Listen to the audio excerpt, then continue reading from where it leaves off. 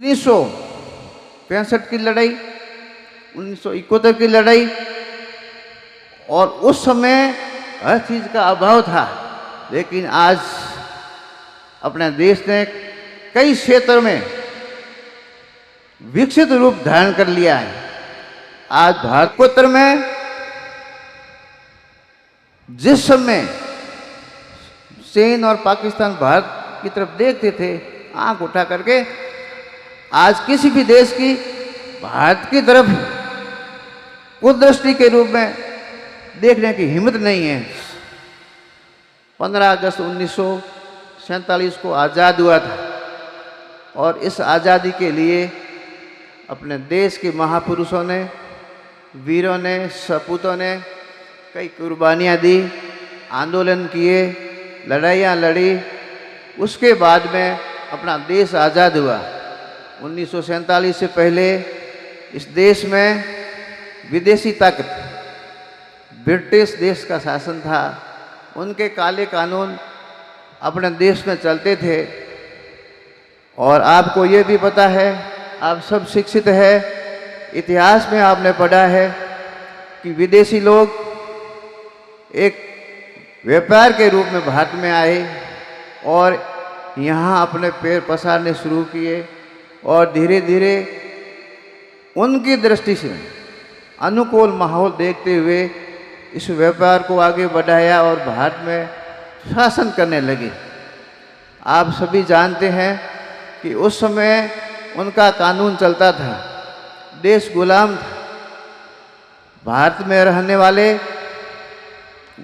के ऊपर हर प्रकार के जुल्म होते थे। उनके बाद में राजाओं का राज था, उनका शासन चलता था।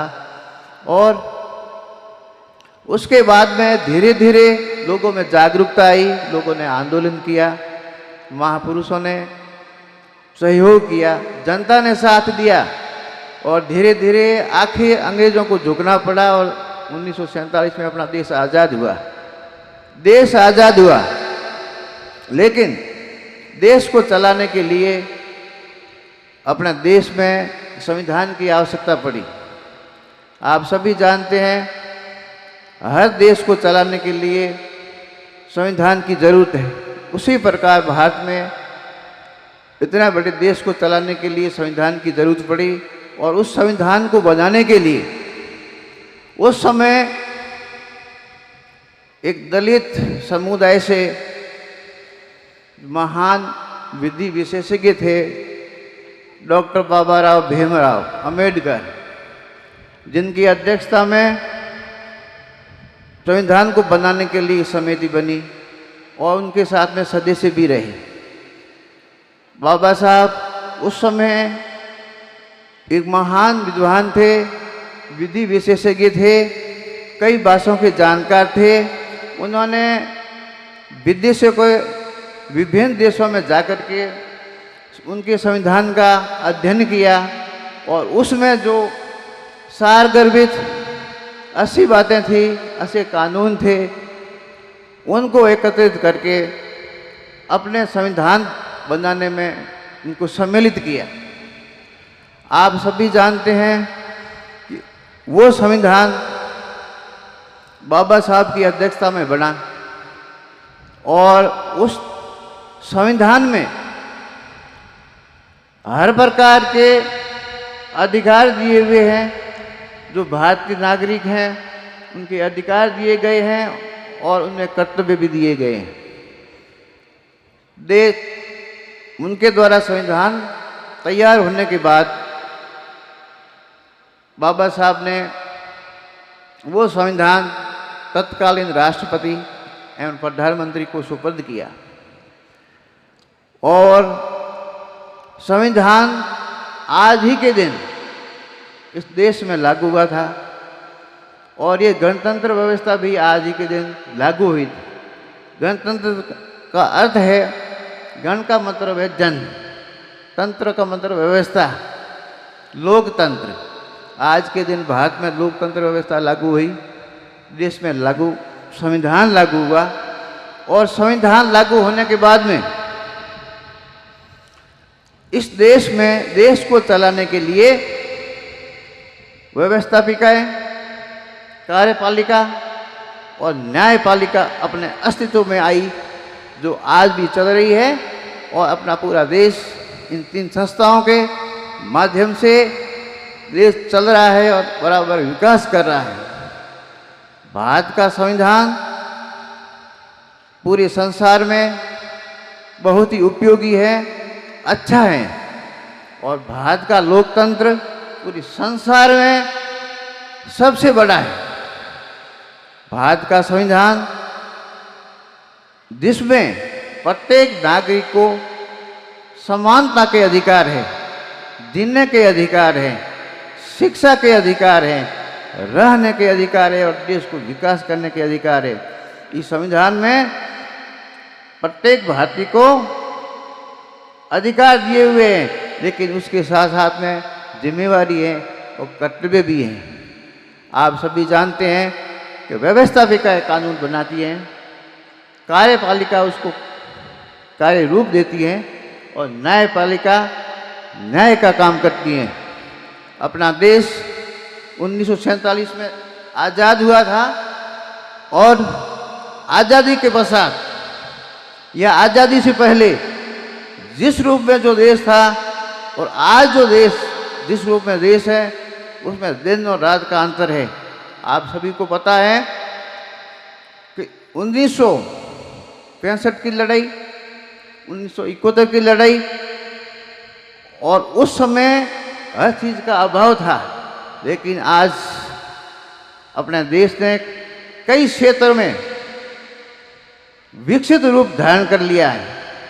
आज भारत विकासशील देश है और हर क्षेत्र में विकास कर रहा है, चाहे शिक्षा के क्षेत्र में हो, सैन्य क्षेत्र हो, वैज्ञानिक क्षेत्र हो, उद्योग के क्षेत्र में हो, हर प्रकार से जनता के सहयोग से, सरकार की जन कल्याणकारी योजनाओं से देश बराबर लगातार विकास कर रहा है।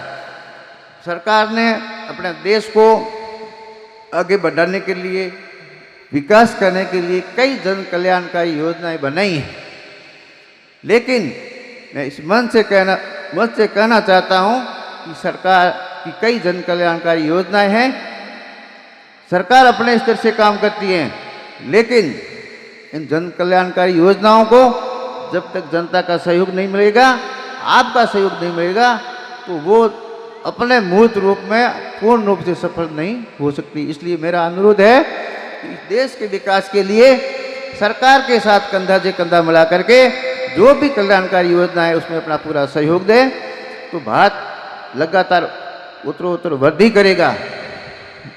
इस योजनाओं के साथ में देश ने कई विकास किए हैं, लेकिन मैं ये भी कहना चाहता हूँ कि आज देश में बेरोजगारी है, जनसंख्या की समस्याएं हैं, आतंकवाद की समस्याएं हैं, देश के अंदर भी समस्याएं हैं और चारों तरफ वो दृष्टि डाले हुए विदेशों के भी वो भी समस्याएं हैं। लेकिन मैं दावे के साथ में कह सकता हूँ आज का भारत इतना विकासशील है और इतना आगे बढ़ चुका है, चाहे सैन्य क्षेत्र देख लो, 71 में जिस समय चीन और पाकिस्तान भारत की तरफ देखते थे आंख उठा करके, आज किसी भी देश की भारत की तरफ उस दृष्टि के रूप में देखने की हिम्मत नहीं है। आज भारत का सभी देश लोहा मानते हैं और भारत अपने देश में इतनी अच्छी योजनाएं हैं जो विदेशों को भी सीखने का मौका मिल रहा है। मैं इस मौके पर ये कहना चाहता हूँ, इतने सारे लोग आए, शैक्षणिक संस्थाओं ने अपने अपनी तैयारियां की, छात्र छात्राएं इन्होंने जो इतने अच्छे कार्यक्रम किए, सांस्कृतिक कार्यक्रम प्रस्तुत किए, जिन्होंने अच्छे काम किए उनको सम्मानित किया जा रहा है। और इस गणतंत्र दिवस को मनाने में पूरा आप सभी ने सहयोग किया। मैं पुनः सभी को मेरी तरफ से उपखंड वासियों को तहे दिल से इस गणतंत्र दिवस की शुभकामनाएं देता हूं और धन्यवाद देता हूं कि इस संविधान के लिए, इस देश के लिए, लहराते हुए तिरंगे के लिए अपन रक्षा करेंगे।